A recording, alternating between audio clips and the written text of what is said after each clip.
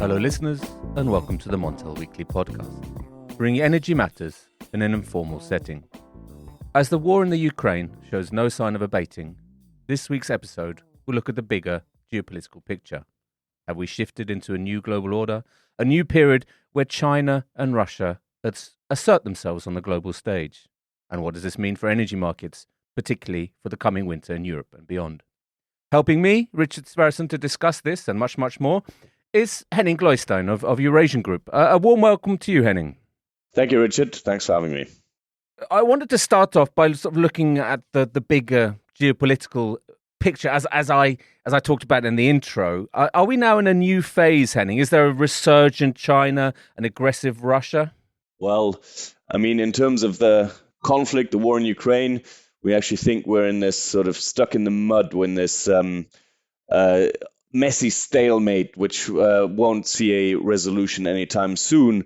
Russia itself, of course, has changed its role in the geopolitical on the geopolitical stage quite dramatically this year, from being a uneasy partner at the start of the year or late last year to being hostile to the West now, and that won't change anytime soon. China seems to be sitting on the fence. China certainly is very unhappy with what's going on on the ground, but they can't come out openly in support of the United States. That's not within the Chinese doctrine at the moment.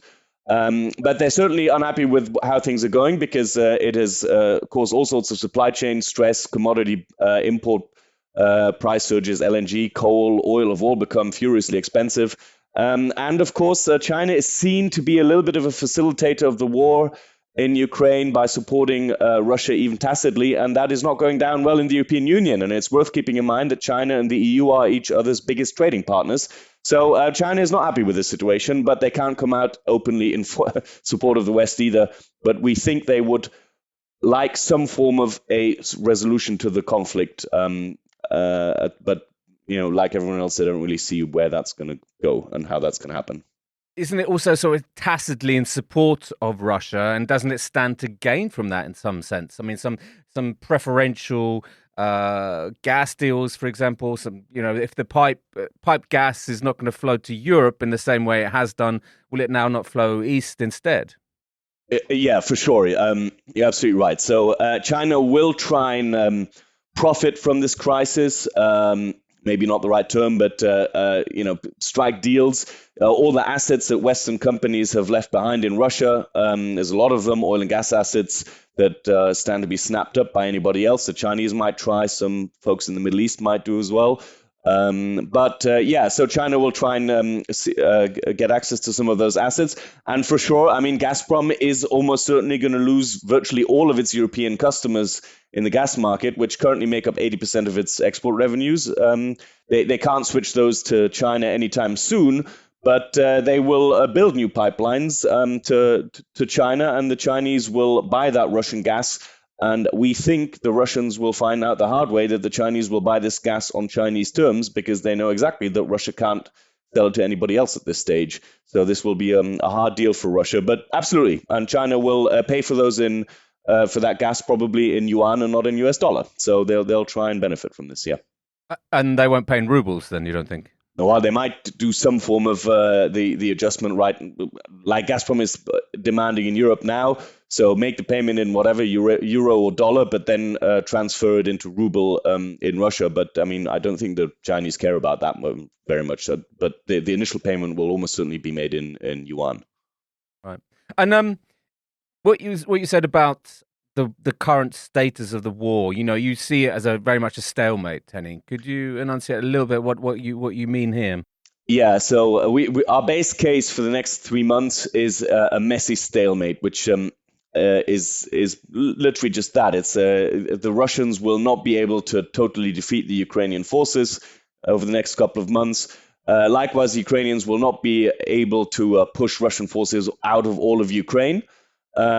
And even if suddenly, as some do suspect, Russia declared some form of a ceasefire and suddenly said, "Oh, look, we now have all the territory we wanted. We have freed Russian-speaking Ukraine from so-called neo-Nazis," whatever. That would not be a ceasefire that Zelensky in Ukraine can tolerate, or the West. So it would be a ceasefire that would be highly at threat of being broken continuously. So and hence fighting would continue in some form.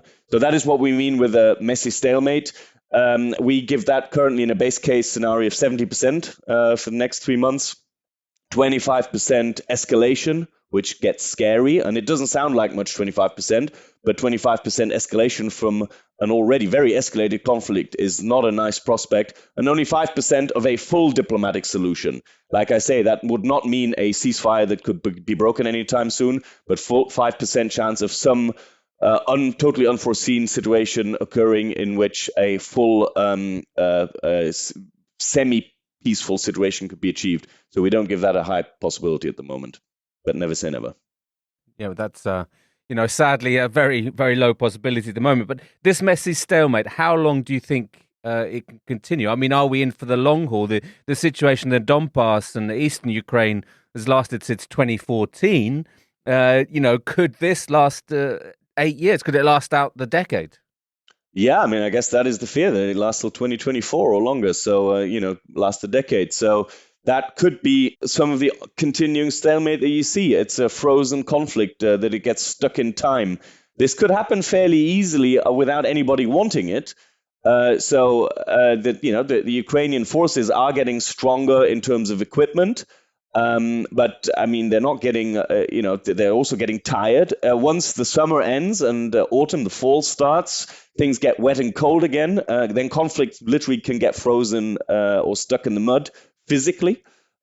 Russia might not be able to escalate much further without a general mobilization of his forces, which President Vladimir Putin clearly wants to avoid, because that would call into doubt his special military operation and openly have to declare war.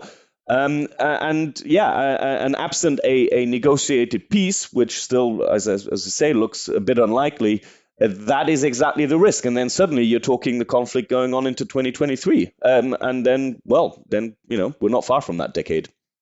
Absolutely. I mean, I was thinking more in terms of, the war in the Donbass has already lasted 8 years. Could this present conflict last 8 years as well? But I mean, who knows? Yeah, I think your guess is as good as mine. And I really don't think anybody knows. I think in the Pentagon and in Brussels, and I'm not even sure in the Kremlin, they have a clear idea of how this is going to end. And that is the disaster here, of course, because Russia clearly thought it could end this with shock and awe in 3 days, create facts on the ground before the West can even react, replace the government in Kiev, and be done with it. And they didn't manage that. And now they're all frozen and nobody can back down. And that is a problem. Absolutely. But what if we can bring this into energy, Henning, what does this mean for European energy markets and even global energy markets? Now we're talking China and Asian demand, which has always been a key driver in gas prices. Yeah. So, I mean, the main thing what we're seeing here is the phasing out of Russian oil, gas, and coal is going to happen in Europe, and it's going to be complete, and it's going to happen faster than anyone thought possible only a few months ago, but it'll still take a time to be fully completed. So, and because it's oil, gas, and coal, this means that the operational costs for the entire energy industry globally will remain pretty high for some time, because the Europeans, for the first time, are raising their coal imports again. They have to buy LNG from all over the world. They have to buy oil from anywhere that's not Russia. And that just, the OPEX costs remains high because of that. Then the CAPEX cost is sky high as well, because the Europeans have to invest huge sums of money into new LNG facilities, especially the Germans, but also the Netherlands, the French, the Italians, the Polish are all building import terminals or chartering floating import facilities like FSRUs. And at the same time, they're expanding their green transition, hydrogen, offshore wind, solar. This costs gazillions. And a lot, so that capex cost is going up, and a lot of that capex is borrowed money. And because the cost of borrowing is rising because of increasing interest rates around the world, that cost is added on top of that. So we are facing sort of this swollen energy supply chain costs for the next few years. And this is why you look at let's say the TTF forward curves in the Netherlands or the oil forward curve. I mean, Brent is above $100, I think, for the next 2 years. and gas prices are sky high for the next 2 years as well. So this is what we're facing. Even if there was some form of a negotiated solution, the decisions made in the European energy sector are so profound that they can't really be reversed anymore. And that's going to cost a lot of money. And that's being felt around the world. There's diesel shortages in South America. We've just seen in Pakistan, LNG supply that's destined for Pakistan has been rerouted to Europe, causing power shortages in Pakistan just because of what's going on in Europe. And so this is going to be with us for a while. So it's creating sort of ripples globally. Absolutely. But I'm just... But if we're focusing on LNG, for example, so you're saying that several European countries, Germany, Netherlands, France, are going to invest in LNG terminals, whether they're floating or not. But surely there's a danger here you lock in a fossil fuel infrastructure for many years to come. I mean, no one's going to sign an LNG contract, long term for 3 or 5 years. I mean, people want long-term stability here. So is there a danger that to combat this need to substitute Russian fossil fuel, we're actually locking in to a long-term high-emission scenario? That's indeed a risk, absolutely. Like on the LNG side, you're actually seeing a lot of contract negotiations ongoing. And it's exactly like you say, the Europeans don't want to sign new 20, 25-year long-term contracts with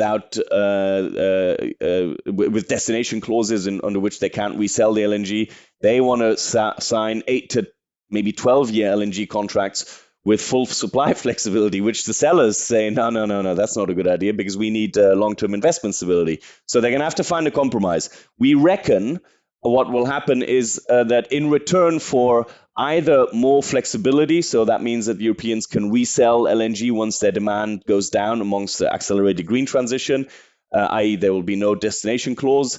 In return for more flexibility, they pay a higher base price, average price, or in return for a shorter contract period, let's say 10 years rather than 20, they pay a higher price as well. Something like that will happen.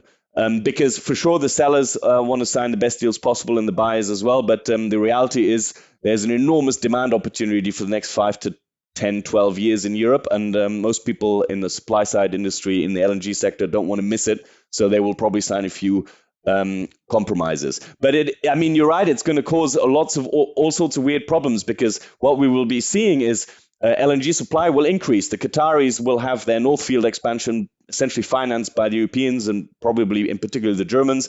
The US LNG expansion will also be co-financed by Europe. So we'll have more capacity, but at the same time, the Europeans are investing billions, actually hundreds of billions, into demand destruction, ripping out gas boilers at home and EV and renewables and hydrogen and so forth. So actually, natural gas consumption in Europe will not increase. It's just LNG imports will increase to replace Russian gas, but overall demand in Europe will start to decrease quite fast in the latter half of this decade, and that could actually cause a deflationary energy price pressure in the latter half of this decade after this surge that we're seeing now. So it's really awkward.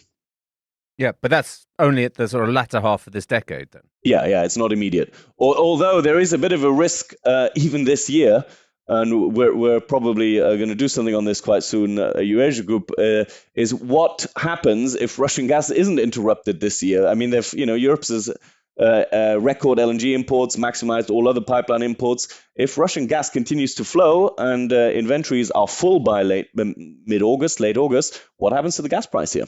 And then what happens to US LNG? It gets priced out, doesn't it? But that's a what if. We'll see. We'll worry about that then, I guess.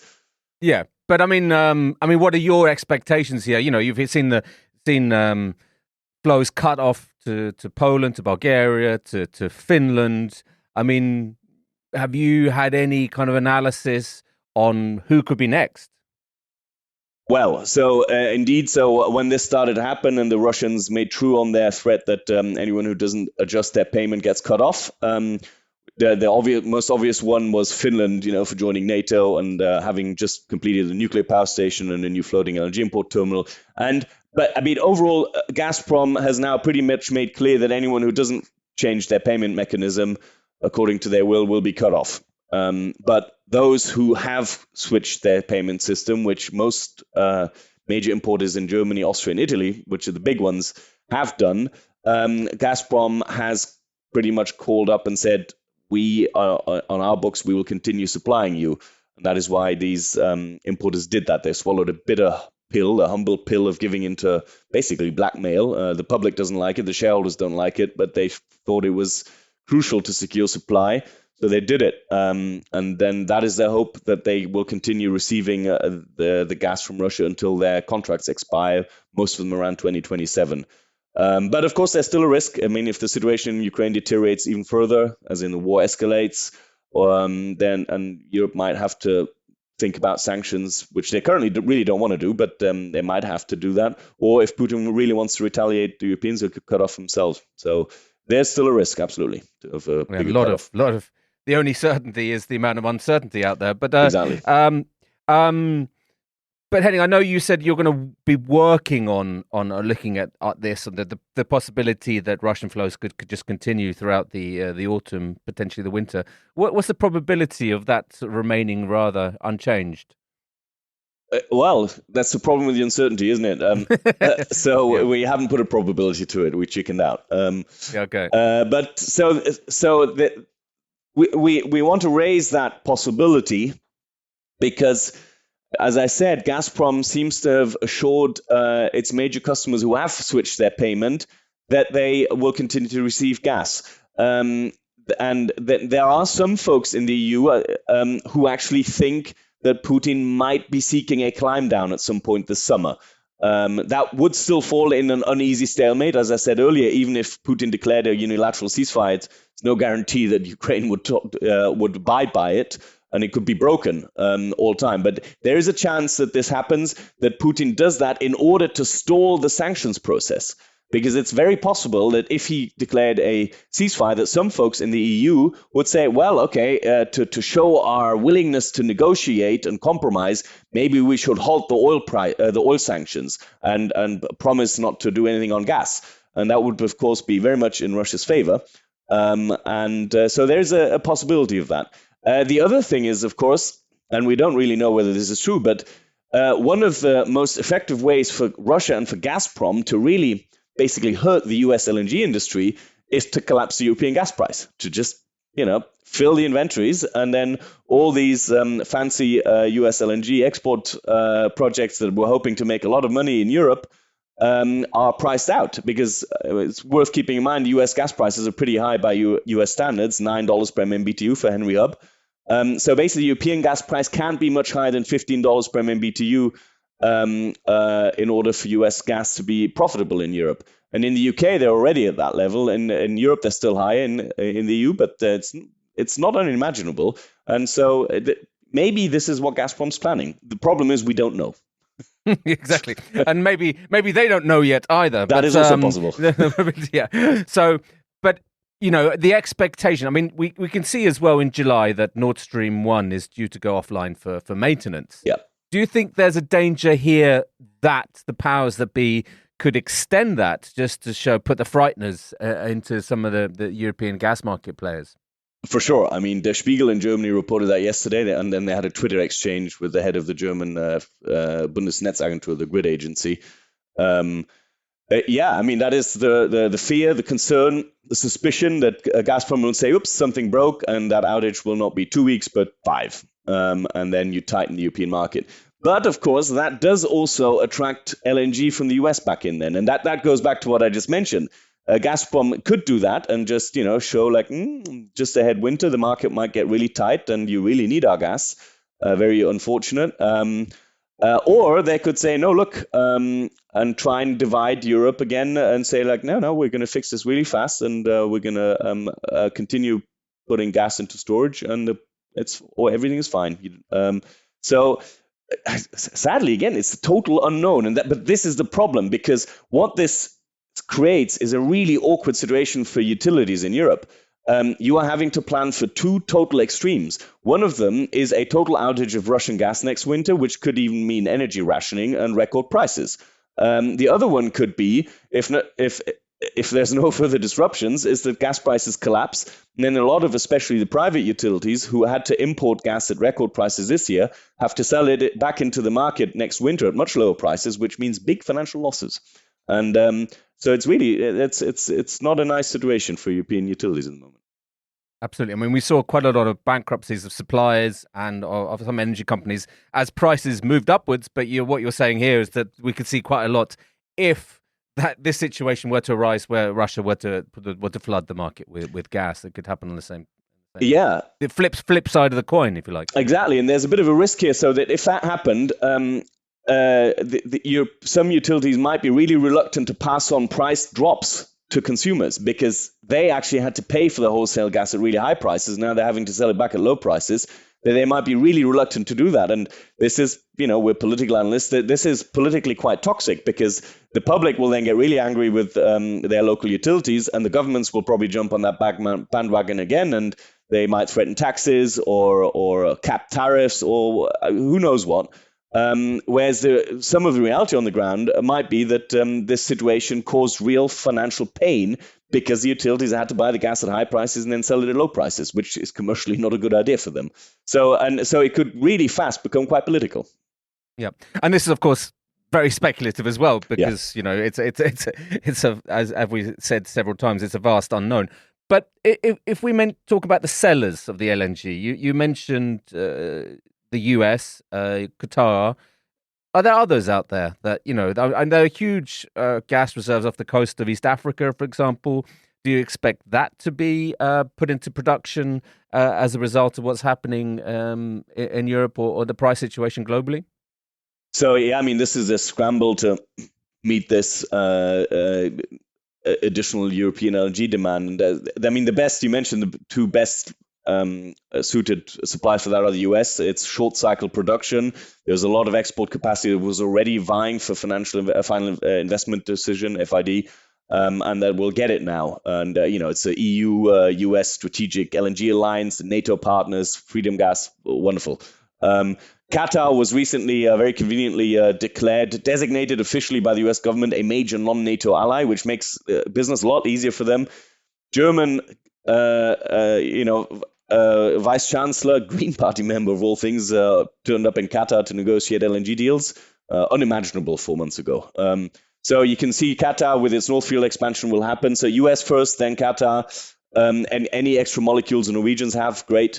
East Africa is a mixed bag because, as we said earlier, if the Europeans only want to sign contracts sort of 8 to 12 years, maybe in Poland 20 years to replace all the coal there, but not really. There's no big commitment beyond 2035.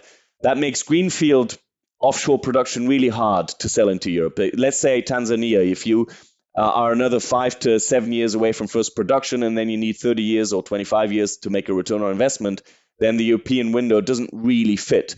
Mozambique, I assume they're going to have to try and they'll try and get it up and running as fast as possible because they're well advanced, but they of course have domestic security issues. The one I would look out for is actually East Mediterranean. Israel has a lot of gas, and Israel doesn't need that much gas itself, and they do have the deal with Egypt now. So if they could somehow raise Egypt's export capacity even by a little bit, that would be very convenient to go to Italy, for instance, or Greece.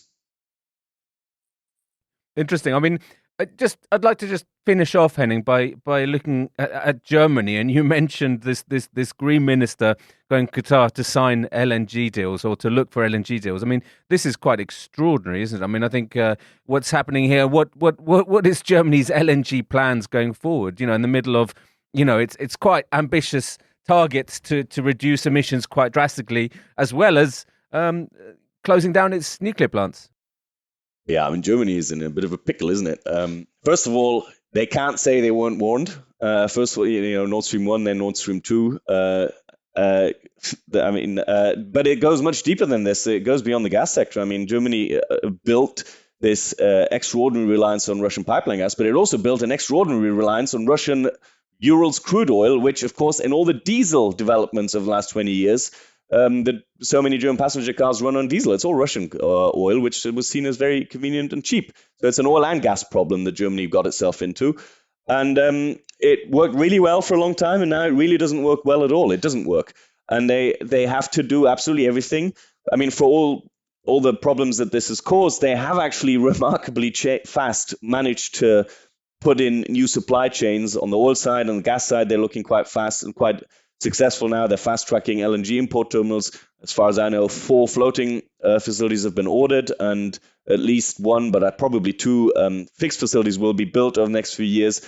Costs a lot of money. The only upside to this is that the fixed terminals will be probably designed in a way that they can be flipped to import liquid ammonia from the mid-late 2020s, which, the Germans and the Australians have already signed their hydrogen ammonia deal, and similar talks are in place with Canada and Norway. So these will be flipped around from LNG to ammonia at some point. Again, but it all costs money. But that's that's reality. The status quo, receiving cheap and reliable, which it was for a long time, oil and gas from Russia. That business model is gone, and now Germany needs to invest a lot of money in rebuilding new business models and supply chains, and there's no other way to it. Absolutely, but the industry in the utility sector, the big energy companies are saying, no, we need to take this a bit slowly. Whereas on the ground, I'm sure there's a lot of political pressure to cut off all fossil fuels from Russia tomorrow. Yeah, and so it's the political side will win out on this, and corporations will have to adjust. It's as simple as that. Some of them have already quietly swallowed the pill and said, all right, let's get on with it. And some of it will be forced or either by their shareholders or by the government itself directly. But this is the way it's going to be.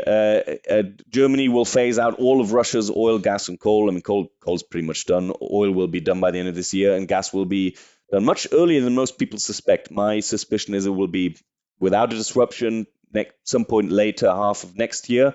With a disruption, it'll be this year. But and it will happen. It doesn't matter what the companies say there. That this horse has left the stables. Henning, thank you very much for joining the Montel Weekly Podcast. My pleasure. Thanks for having me. So, listeners, you can now follow the podcast on our own Twitter account, aptly named the Montel Weekly Podcast. Please direct message any suggestions, questions, or let us know if you think you have a good idea for a guest on the show. You can also send us an email to podcast@montelnews.com. Lastly, remember to keep up to date with all that's happening in energy markets on Montel News. You can subscribe on Apple Podcasts and Spotify, or wherever you get your podcasts from. Thank you and goodbye.